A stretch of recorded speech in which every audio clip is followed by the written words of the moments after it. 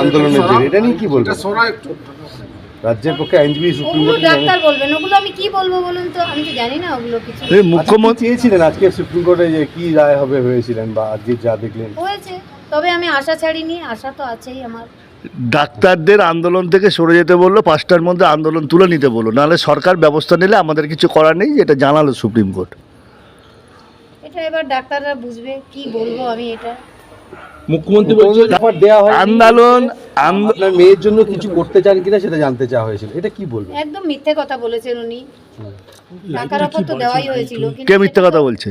মুখ্যমন্ত্রী মিথ্যে কথা বলছেন। উনি তো বলছেন পরিবার টাকা চেয়েছিল, কখনো চাইনি, বরং উনি বলেছিলেন আপনার মেয়ে তো একটা পাবে, ওটা দিয়ে মেয়ের স্মৃতির জন্য কিছু বানিয়ে রাখবেন। আমি বলেছিলাম দিদি তখনই নেব যখন আমার মেয়ে বিচার পাবে এবং দোষীদের সাজা হবে, তখন আমি নিজে গিয়ে আপনার দপ্তর থেকে নিয়ে আসবো। এটাই উনি বলেছেন যে কোনো টাকার অফার করা হয়নি, না, মেয়ের জন্য টাকার কিছু অফার করে তো দিতে অবশ্যই চেয়েছেন। করা হয়েছে। সেটা কি অফার করেছিলেন? টাকার অফার ওই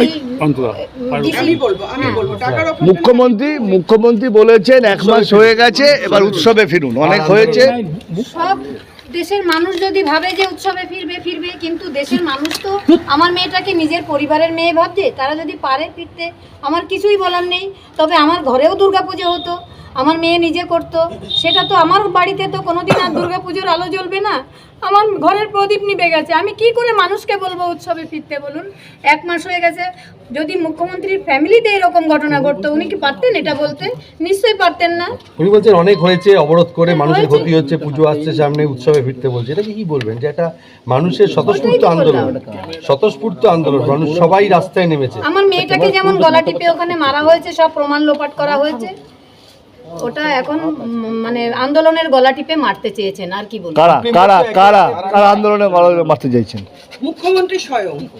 কারা দিদি? কেন করছো তোমার হাতটা তুমি ধরো? যে মিথ্যা কথা বলছে আমাদের দিদি, আমাদের নামে মিথ্যে কথা বলছে। আমরা আমাদের মেয়ে চলে গেছে, সেখানে আমরা মিথ্যে কথা বলবো?